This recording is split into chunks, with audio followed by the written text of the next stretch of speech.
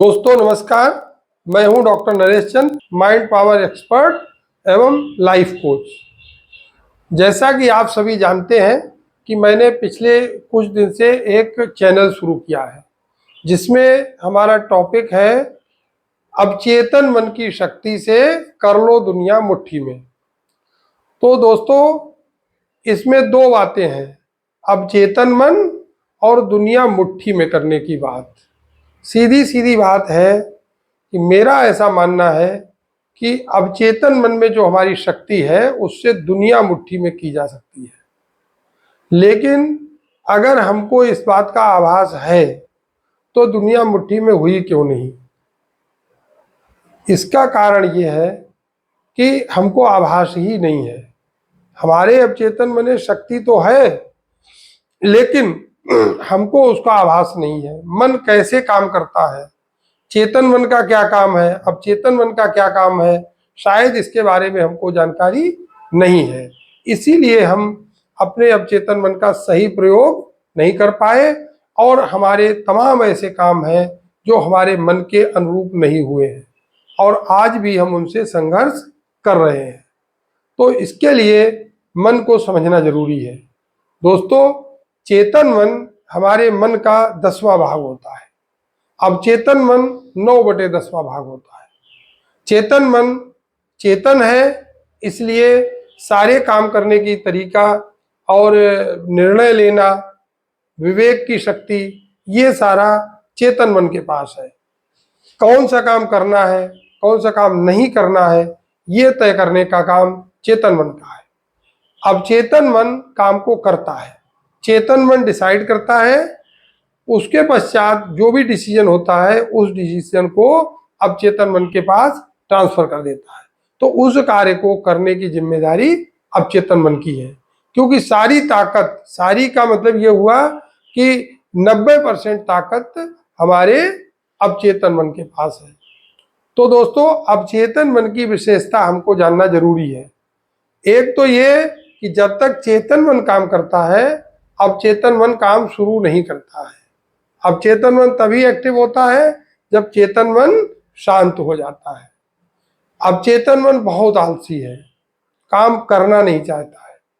तो जब तक उसके पास कोई रास्ता बचता है तो वो सोचता है कि मेरे बिना किए ही काम हो जाए।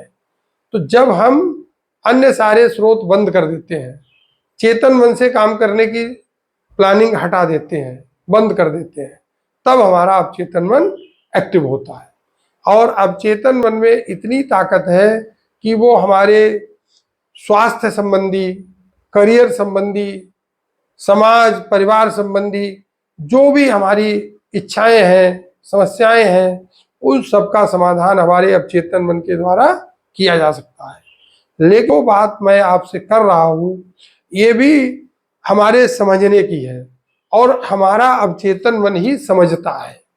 अगर हमने कोई बात एक बार बोली और उसके बाद में हमने उसको वहीं पे क्लोज कर दिया तो वो बात केवल हमारे चेतन मन तक रहती है और बात आई गई हो जाती है। 2 दिन में उस बात को हम भूल जाते हैं।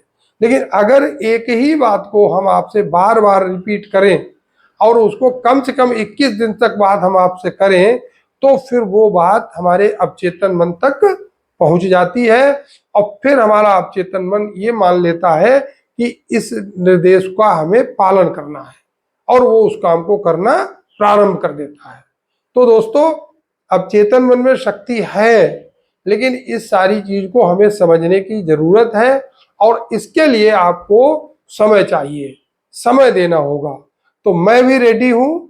मैंने पिछले 30 साल तक तमाम जगह रहते हुए बहुत सारे अनुभव लिए हैं और पिछले 2 वर्षों में मैंने कई सारे लोगों से, ट्रेनर्स से ट्रेनिंग ली है और बहुत ऐसी चीज़ें सीखी हैं कि मुझको तो ऐसा लग रहा है कि मेरा ये 60 साल तक का जीवन यूं ही गुजर गया।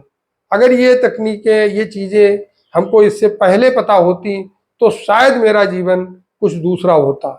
तो अब मैंने ये सोचा है कि मेरा जो होना था हो गया, तो क्यों ना मैं इन सारी चीज़ों को आने वाले हमारे जो युवा वर्ग के लोग हैं और हमारे जो हमारे समकक्ष साथी हैं, जिनके मन में भी कुछ ऐसी आशाएं, इच्छाएं अधूरी बची हुई हैं, जिनको वो अभी तक पूरी नहीं कर पाए हैं, तो क्यों ना उनके साथ इस बात को शेयर किया जाए कि आप अपने अवचेतन मन को समझिए, उसको जागृत करिए और अवचेतन मन से काम लीजिए, क्योंकि वही असली शक्ति है। ईश्वर सीधे हमारी मदद नहीं करता है। ईश्वर ने हमको अवचेतन मन के रूप में शक्ति दे रखी है, यंत्र दे रखा है। हम उसको तो जागरूक करते नहीं है, ईश्वर के दरवाजे पे पहुंच जाते हैं कि हमारी मदद करिए। जब हमने सब कुछ आपको दे के भेज दिया, अब आप हमसे फिर मांग रहे हो और जो दिया है उसको आप देख नहीं रहे हो, तो हमें क्या अच्छा लगेगा? जब हम ईश्वर से मांगते हैं तो उसको अच्छा नहीं लगता। वो कहता है कि भैया जो हमने तुमको दे के भेजा है उसे देखो। तो अवचेतन मन भी ईश्वर का ही दिया हुआ वरदान है। हम उसको समझे, उसकी शक्ति को समझे, उसकी पावर को पहचाने, उसके तन मन की शक्ति को पहचाने। और इसके लिए आप कम से कम 21 दिन तक हमारे साथ जुड़िए। इसमें जो भी आपको की क्वेरी हो, जो ना समझ में आने वाली चीजें हो, उनकी आप हमसे चर्चा करिए। और अगर कोई चीज अच्छी लगे तो उसकी प्रशंसा करिए। हम हैप्पी क्यों नहीं है? तो शायद मनचाही सफलता नहीं मिली है, शायद परिवार में अच्छे संबंध नहीं है, शायद हमारा स्वास्थ्य नहीं है, अच्छा है। तो यही तो सारे कारण हैं अनहैप्पी होने के। लेकिन इन सबका समाधान क्या है? Subconscious mind. वो इन सारे कामों को आपको करके देने की क्षमता रखता है, लेकिन हम उसको न समझ पाए हैं, ना मुझे पता है कि इससे हम कैसे काम लें।